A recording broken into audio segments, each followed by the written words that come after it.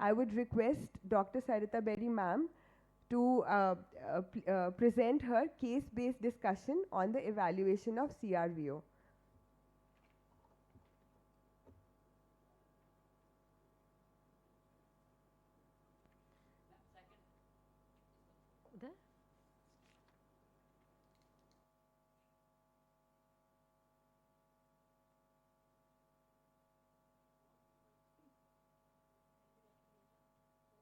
The beautiful overview of etiopathogenesis of retinal vein occlusions, which is extremely important in your retina clinic.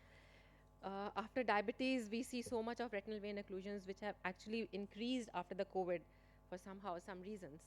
So today I'll be telling a few cases which we generally see. Sorry. So I will be going from the most common cases which we see in our clinic to which are little rare and are curious. So we identify the risk factors and interesting adage, every eye tells a systemic story, and anything which is happening in the eye you should correlate with the systemic problems. So we have already said the blockage of the, how do you get a pointer?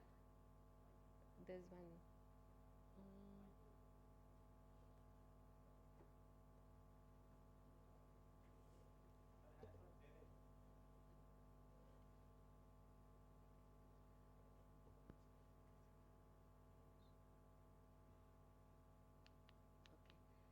So since we know that here once there's a blockage here and the blood cannot be drained back here, so there's a back pressure, edema, ischemia and vision loss, which Dr. Neha has already explained. And the systemic clues which we need to, which are really important for retinal vein occlusions is hypertension, diabetes and clotting disorders.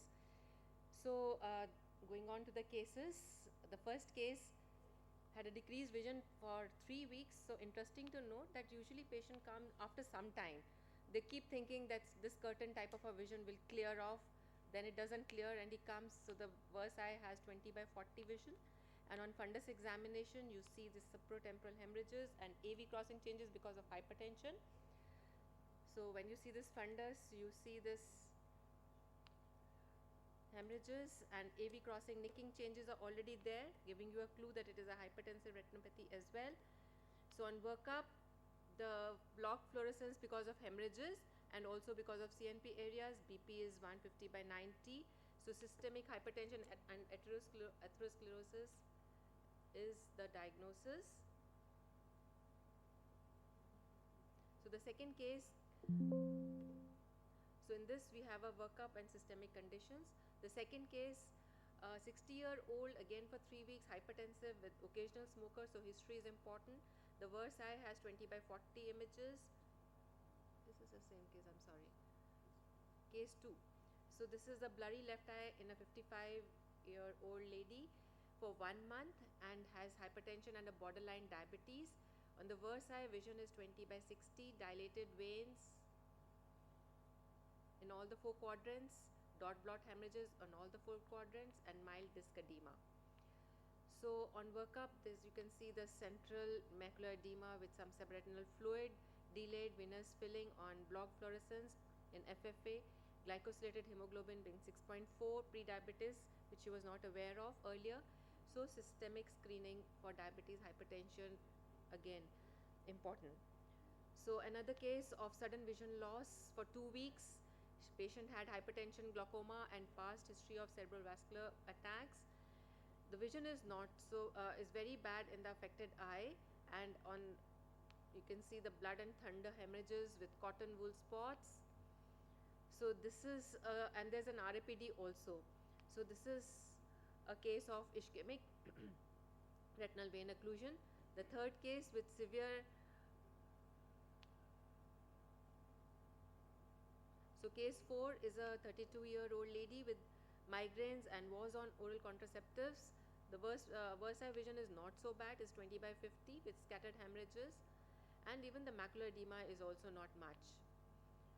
So it's a non-ischemic with some hypercoagulable state, protein S deficiency, especially contraceptives, they lead to hypercoagulable states. in a young patient needs full history and workup. So in a young patient, hypocoagulable states need to be worked up. Even homocysteine, serum homocysteine levels, which in India we have found is a very important cause of hypocoagulable state in a young patient because of inflammatory causes, mechanical factors like optic dysfunction, lifestyle, smoking, dehydration, especially in summers. We get cases where there could be dehydration and causing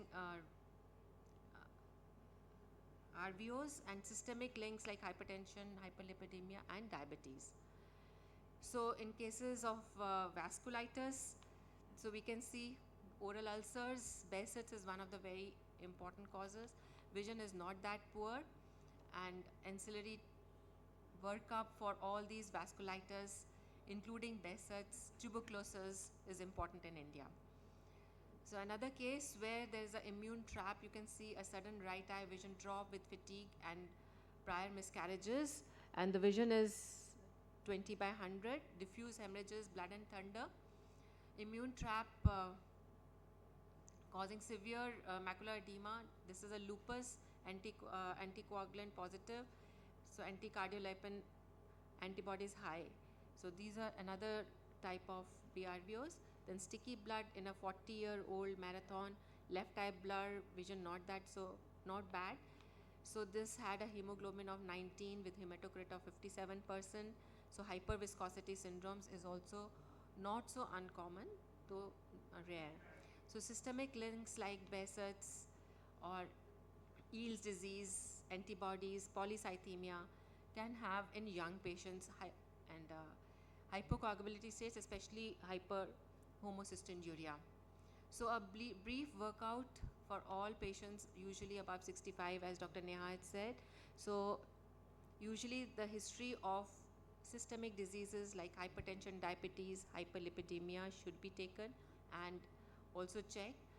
Also a history of eye disease like glaucoma. Then imaging is important, especially OCT, which actually leads us to not only how to diagnose and what treatment to give, and the prognosis and follow-up. Fundus photo is taken to also tell the patient how much is the problem.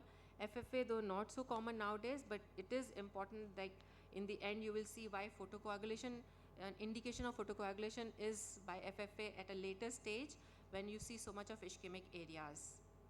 So systemic screening for BP, sugar, lipids has to be done, is important, and for eye for glaucoma. Clotting profile in young patients, especially serum homocysteine levels.